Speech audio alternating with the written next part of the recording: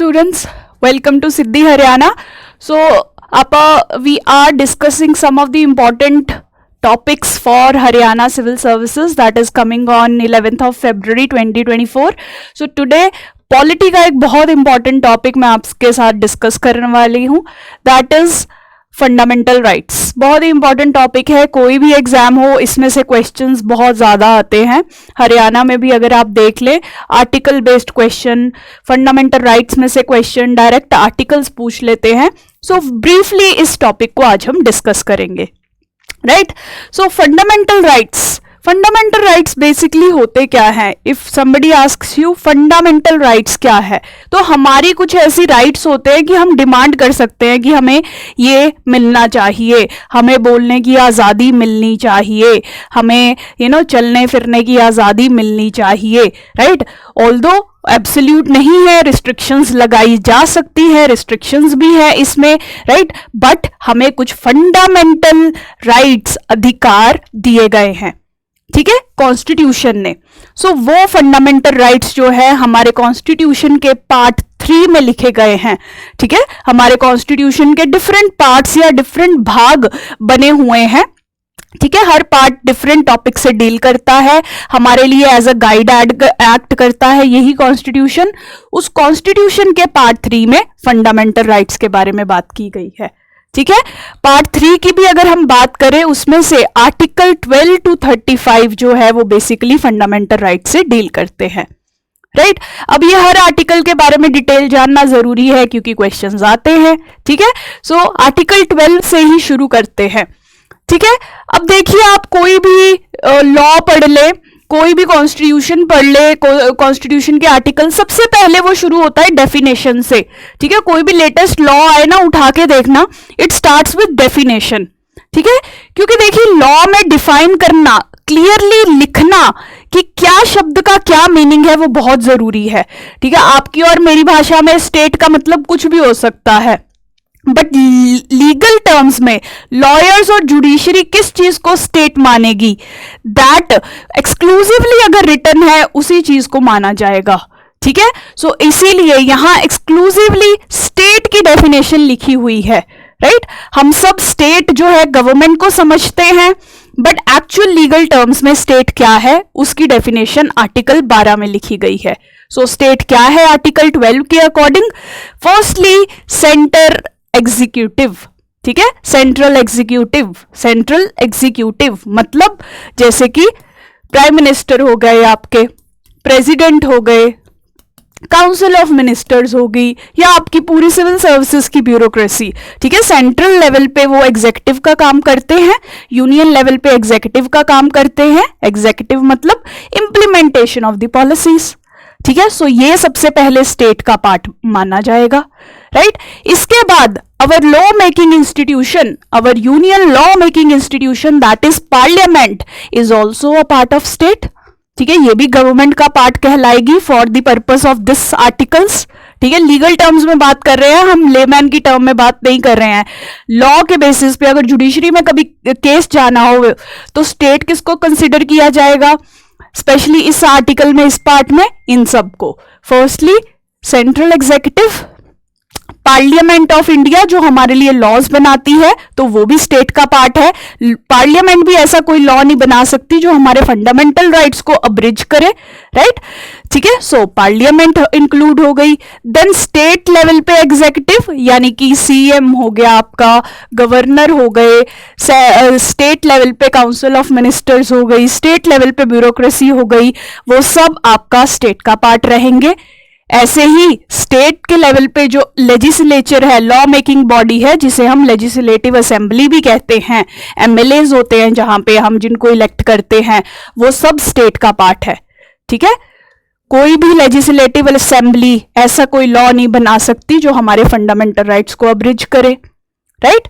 उसके बाद local bodies जैसे आपकी पंचायती राज इंस्टीट्यूशंस, म्युनिसिपैलिटीज, ठीक है, लोकल लेवल पे जो एजेंसीज काम कर रही हैं वो भी स्टेट की डेफिनेशन में इंक्लूडेड है, राइट. इसके अलावा all authorities under government of India, सारी अथॉरिटीज जो गवर्नमेंट ऑफ इंडिया के अंडर हैं वो सब स्टेट मानी जाएंगी, राइट नाउ अब आइडेंटिफाई कैसे किया जाए कि ये अथॉरिटी गवर्नमेंट ऑफ इंडिया के अंडर है या गवर्नमेंट ऑफ इंडिया के लिए काम कर रही है, उसके लिए भी सुप्रीम कोर्ट ने डिफरेंट केसेस में, डिफरेंट डिसीजंस में कुछ गाइडलाइंस, कुछ स्टैंडर्ड्स दिए हैं ये समझने के लिए कि हम किस अथॉरिटी को गवर्नमेंट अथॉरिटी मान सकते हैं एंड अल्टीमेटली जो स्टेट की डेफिनेशन में जाएगी। ठीक है, सो ऐसी कौन सी अथॉरिटीज हैं apart from central executive, state executive, parliament, legislative assembly and local bodies जो स्टेट की डेफिनेशन में जाएगी? दैट वुड बी फर्स्ट, ऐसी कोई भी बॉडी जो गवर्नमेंट से सब्सटेंशियल फंडिंग ले रही है, पैसा ले रही है फॉर इट्स वर्किंग। ठीक है, उसके बाद गवर्नमेंट उसको कंट्रोल कर रही है बाय वन वे और द अदर, तो वो भी स्टेट की डेफिनेशन में आएगी। ठीक है, कोई फंक्शंस लाइक गवर्नमेंट के तरह काम कर रही है, वो भी एजेंसी स्टेट कहलाएगी। राइट, मोनोपोली राइट्स, कोई ऐसी एजेंसी जिसके पास मोनोपोली राइट्स है। अब आप देख लीजिए इंडिया में ऑयल एक्सप्लोरेशन का मेजॉरिटी मोनोपोली जो है इंडियन ऑयल कॉर्पोरेशन लिमिटेड के पास है। ठीक है, सो ये एक मोनोपोली कंपनी है जिसको हमने पूरी कंट्री के राइट्स दिए हुए हैं ऑयल एक्सप्लोरेशन के। So obviously this will be a state agency according to the interpretation. ठीक है, उसके बाद ऐसी कोई एजेंसी जो गवर्नमेंट से वर्क लेती है, मतलब उसको गवर्नमेंट ने कोई काम दिया है।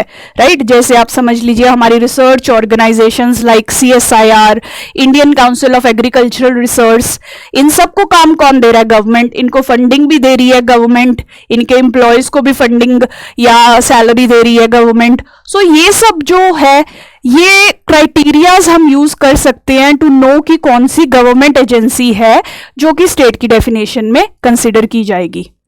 राइट नाउ कभी कभी हो सकता है कि कोई एजेंसीज जो हैं वो स्टेट से फंडिंग ले रही हैं, ग्रांट ले रही हैं let's say, but completely funding जो है उनकी एम्प्लॉयमेंट के लिए they can not use as per their own need, अपनी मर्जी से वो फंडिंग नहीं यूज कर पा रहे, बट कुछ ही सेक्शंस में, कुछ ही वेज में उस ग्रांट को यूज किया जा सकता है, then they may not be considered as a state. जैसे कि एक केस में असम कोऑपरेटिव सोसाइटी का केस आया था सामने।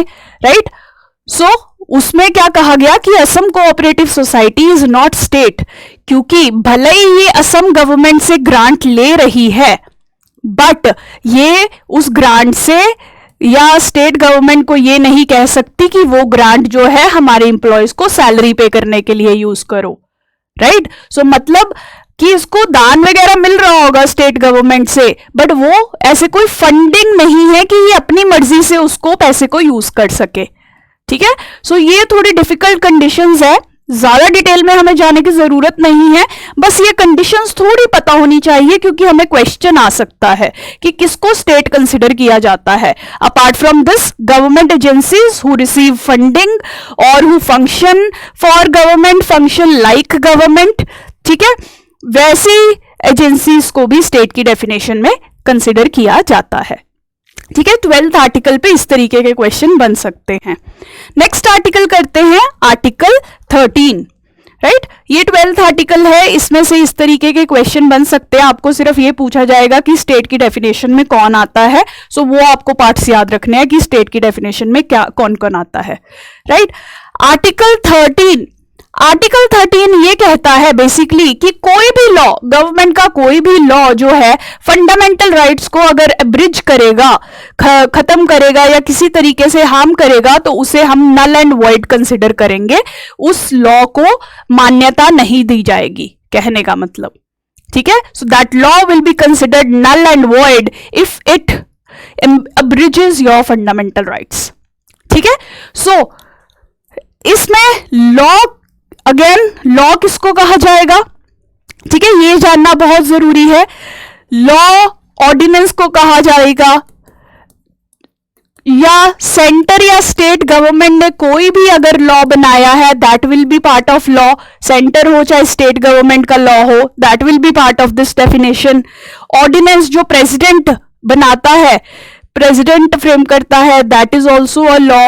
रूल्स एंड रेगुलेशंस जो लोकल लेवल पे बनाए जाते हैं एडमिनिस्ट्रेशन द्वारा, जब एक लॉ बन जाता है उसके बाद रूल्स एंड रेगुलेशंस ऐड किए जाते हैं एग्जीक्यूटिव एजेंसीज के द्वारा, वो भी लॉ की डेफिनेशन में आएंगे। सो ऐसा कोई भी लॉ हमारे फंडामेंटल राइट्स को अब्रिज नहीं कर सकता, अदरवाइज उस लॉ को नल एंड वॉइड डिक्लेयर कर दिया जाएगा, राइट। बट इस लॉ की डेफिनेशन में कॉन्स्टिट्यूशनल अमेंडमेंट को कंसिडर नहीं किया जाता। Constitutional amendment is not included in the definition of law under article 13। ठीक है, ये देखिए पहले कॉन्स्टिट्यूशनल अमेंडमेंट को कंसिडर किया जाता था, बट 24th अमेंडमेंट के बाद ये स्टेप लिया गया। 24th अमेंडमेंट ने कहा कि हमारे पास पावर है कॉन्स्टिट्यूशनल अमेंडमेंट करके फंडामेंटल राइट्स को भी चेंज करना। ठीक है, हम क्या कह रहे हैं कि कोई लॉ फंडामेंटल राइट्स को चेंज नहीं कर सकता, अब्रिज नहीं कर सकता। बट अगर कॉन्स्टिट्यूशनल अमेंडमेंट की जाती है as per the provisions of article 368, that is special majority wala, then that constitutional amendment will be considered, that cannot be stated as null and void। ठीक है, कॉन्स्टिट्यूशनल अमेंडमेंट मतलब पूरा constitution का nature ही change कर रहे हैं, तो वो फंडामेंटल राइट्स को भी चेंज कर सकते हैं। ठीक है, सो उसको लॉ की डेफिनेशन में एज पर आर्टिकल 13 नहीं नल कंसिडर किया जाएगा। ठीक है, ये याद रखना है, पूछ सकते हैं आर्टिकल 13 में कॉन्स्टिट्यूशनल अमेंडमेंट कंसिडर की जाती है कि नहीं, इसके लिए ये फैक्ट याद रखना है, राइट। अब देखिए एक फैक्ट और मैं बताना भूल गई with regard to article 12, right. Article 12 state की डेफिनेशन में जुडिशरी को नहीं कंसिडर किया जा सकता। आप तो जुडिशरी को भी हो सकता है गवर्नमेंट समझते हो, बट जुडिशरी गवर्नमेंट नहीं होती, जुडिशरी स्टेट नहीं होती, specially as per the provisions of article 12 की डेफिनेशन में जुडिशरी नहीं आएगी। जुडिशरी तो खुद स्टेट को रेगुलेट कर रही है, रिट्स जमा कर रही है, रिट्स डायरेक्ट कर रही है। अगर जुडिशरी को ही स्टेट की डेफिनेशन में कंसिडर कर लिया, then how will judiciary act against the actual state agencies.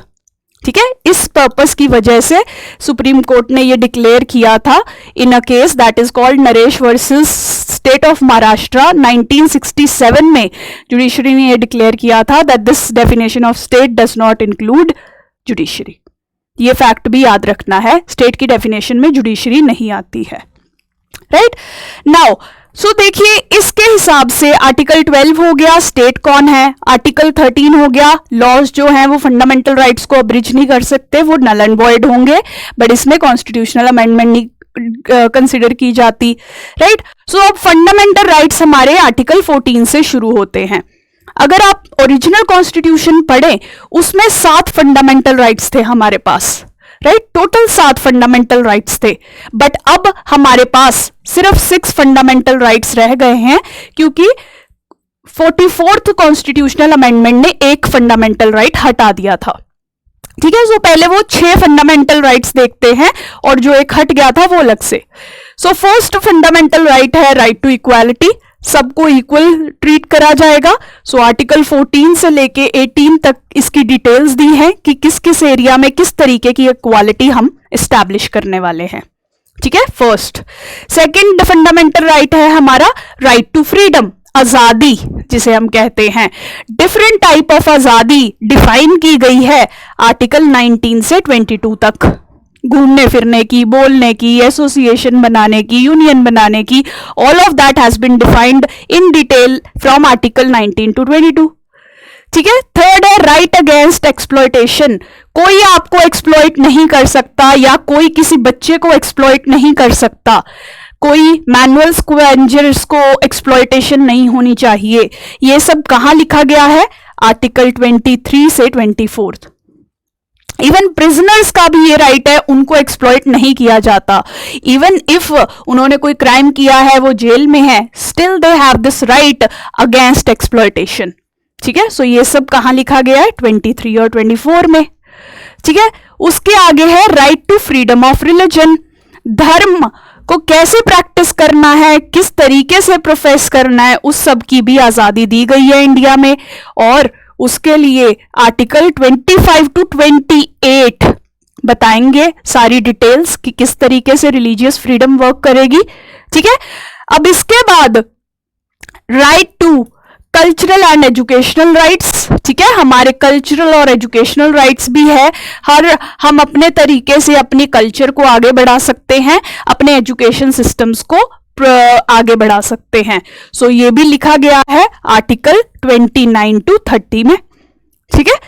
अब इसके बाद आर्टिकल 31 जो था, ये था हमारा फंडामेंटल राइट टू प्रॉपर्टी, ठीक है। प्रॉपर्टी होना भी हमारा फंडामेंटल राइट हुआ करता था, फंडामेंटल राइट, ठीक है। जो इस आर्टिकल 12 से 35 में लिखे हुए हैं वो फंडामेंटल राइट होता था, राइट। बट अब क्या हुआ है, 44th अमेंडमेंट एक्ट ने इसे फंडामेंटल राइट की लिस्ट से हटा दिया था। तो आपका जो आर्टिकल 31 है वो यहां से हट गया है। अब there is no article 31 that is functional at present, ठीक है।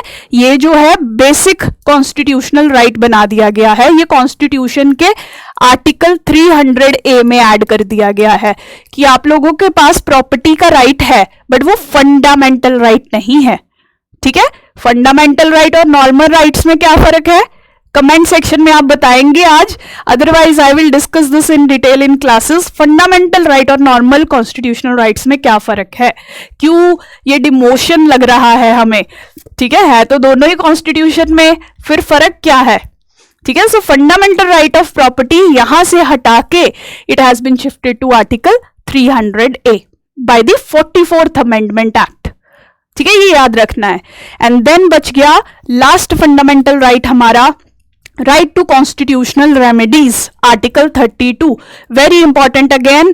सुप्रीम कोर्ट के पास हम जा सकते हैं, हाई कोर्ट के पास हम जा सकते हैं अगर हमारा कोई भी फंडामेंटल राइट वायलेट होता है बाय एनी पर्सन और एनी स्टेट एजेंसी, ठीक है। इसमें ही वो 5 रिट्स लिखी गई हैं, इसमें वो 5 रिट्स लिखी गई हैं, ठीक है, very important writs, right. So this is briefly what is your fundamental rights, हमारे अधिकार, हमारे फंडामेंटल अधिकार। आर्टिकल 12, 13 हमने डिटेल में डिस्कस किया है, ठीक है, और then all the rights that we currently have as our fundamental rights, ठीक है। So this is briefly about fundamental rights. आपको कोई भी क्वेरी हो, कोई भी डाउट हो with regard to your civil services preparation, Haryana के लिए आपको कोई डाउट है, कोई कंसल्टेशन चाहिए, you can always contact with us, this is our number. We are running various courses for Haryana Prelims 2024 also. Test series भी है हमारे पास, फुल जीएस का क्रैश कोर्स है जिसमें हम छोटे छोटे वेज में आपको हर part, specially important parts of the syllabus याद कराने की कोशिश करेंगे, राइट।